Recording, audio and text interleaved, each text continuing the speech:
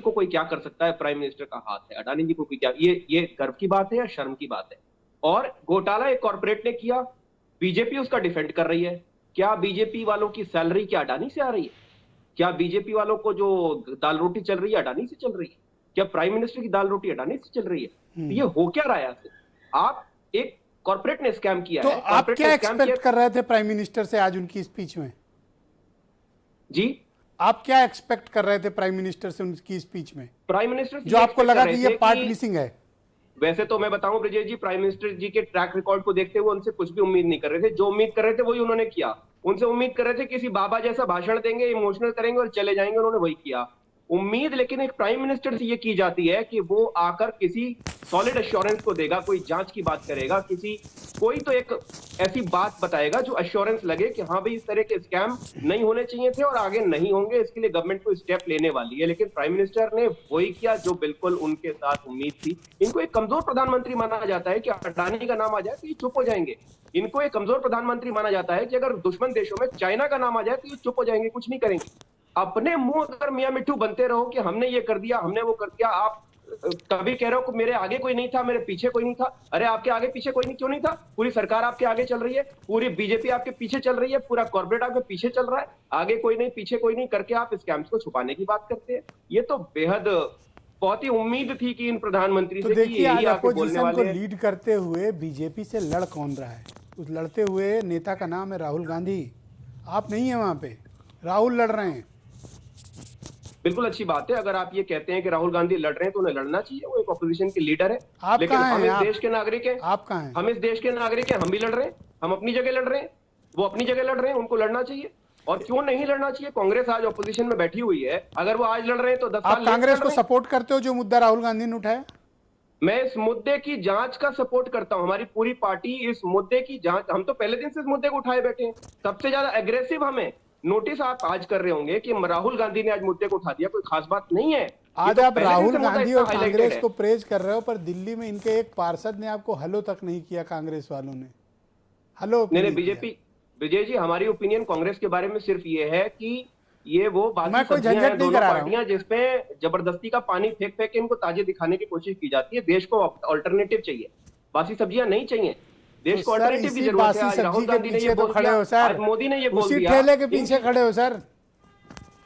मैं कह रहा हूं ब्रजेश जी, आज राहुल गांधी ने ये बोल दिया और कभी मोदी ने ये बोल दिया, इनसे देश को अब आगे निकलना पड़ेगा। ये स्कैम पे स्कैम होते चले जा रहे हैं, ये लोग कॉर्पोरेट के चरणों में लेटे हुए। तो राहुल गांधी ने जो मुद्दे उठाए, आप राहुल गांधी के साथ हैं? ओके। ये जो स्कैम है इसकी पूरी तरह से जांच होनी चाहिए, इसके पीछे कोई भी बड़े से बड़ा हाथ है उसको जेल जाना चाहिए। अरे सर, मेयर तो चुनवा नहीं पा रहे हो दिल्ली में। आप ये तो देख तो लोगे, इस देश में चुनाव का कोई मीनिंग रह गया है क्या? 3-3 मीटिंग हो रही हैं, 105 सीटों वाले 135 पे भारी पड़ रहे हैं कि हम होने नहीं देंगे। ये कितना शानदार इस्तेमाल चल रहा है एजेंसियों का, लोकतंत्र का तमाशा बना के रखा है, संवैधानिक संस्थाओं का। ये और प्रधानमंत्री जी बड़े ढंग से इसकी अगुवाई कर रहे हैं और कह रहे हैं मेरे आगे कोई नहीं है, मेरे पीछे कोई नहीं है। लेकिन एक पार्षदी तक में उनका इतना मन लगा सर, पड़ा है कि सुप्रीम कोर्ट से पिटीशन वापस लेके उस दिन आप लोगों ने बहुत बड़ी गलती कर दी थी जी। सुप्रीम कोर्ट से पिटीशन वापस लेके आपने बहुत बड़ी गलती कर दी थी, जिसका खामियाजा आज भी भुगत रहे हैं कि मैंडेट होते हुए भी आपका मेयर नहीं है। दोबारा जाएंगे कोर्ट, अगर जाना पड़ेगा दोबारा भी जाएंगे। फिर पिटीशन वापस लेंगे सर?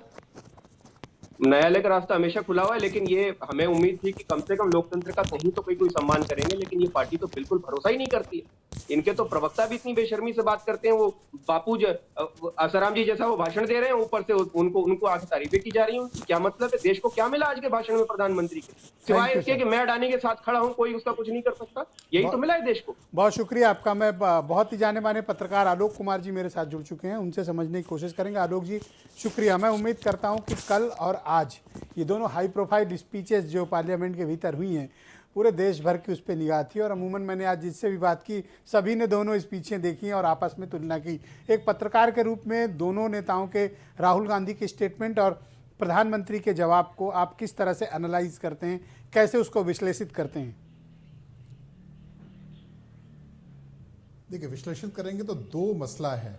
राहुल गांधी भी राष्ट्रपति के अभिभाषण पर बोलने के बजाय जो तात्कालिक मुद्दा, जो सबसे बड़ा कंसर्न का मुद्दा था, जो दुनिया जहां में भारतीय अर्थव्यवस्था के लिए कंसर्न का मुद्दा था, अडानी के घोटाले का मुद्दा था, उसे उन्होंने राष्ट्रपति का अभिभाषण को नजरदार करके उस मुद्दे पर फोकस करने का काम किया, जो राहुल गांधी की काफी हद तक परिपक्वता को दर्शाता है कि किस विषय को उछालना चाहिए, किस वक्त पर बोलना चाहिए। इससे पहले वो ऐसा करते कभी नजर नहीं आ रहे थे, और उनका पूरा कल का जो भाषण था सिर्फ और सिर्फ इस मसले पर था कि कैसी दोस्ती है, कैसी यारी है, कैसी गड़बड़ियां हैं, क्या हो रहा है, जो एक कंसर्न का मामला है।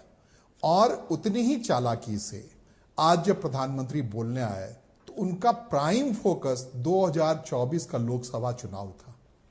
वो बिल्कुल इस अंदाज में बात कर रहे थे कि दशकों की लड़ाई होनी चाहिए, और जो दशक पिछले कांग्रेस ने जीता है अब एक दशक इनको भी चाहिए, और उसकी तुलना में उतर आए थे। तो एक इनके ऑरेटेशन की या इनकी जो वाक्पटुता की तुलना आज की तारीख में नहीं है पार्लियामेंट में, ये बात मान लेनी चाहिए। या भारतीय राजनीति में इतना ओजस्वी और इतना व्यवस्थित वक्ता नहीं आया कि जो मोटे तौर पर आप जब विश्लेषण की बात करेंगे तो दो बहरों और गूंगों की बातचीत थी, जिसमें एक दूसरे की बात सुनने के बजाय दोनों अपनी अपनी बात कहा करते हैं। तो राहुल गांधी ने भी अपनी बात कही, और उस बातों में से किसी बात को पकड़ने के बजाय प्रधानमंत्री ने सिर्फ अपनी ही बात की जो उनके लिए जरूरी था। और जरूरी यह था कि 2024 का चुनाव उनके लिए ज्यादा जरूरी लग रहा है। अब इस साल जो 9 विधानसभाओं का चुनाव होने हैं वो ज्यादा मायने नहीं रखते। दरअसल आपके मुताबिक राहुल गांधी या प्रधानमंत्री नरेंद्र मोदी में कौन ऐसे हैं जो अपनी बात जनता को समझाने में कामयाब रहे?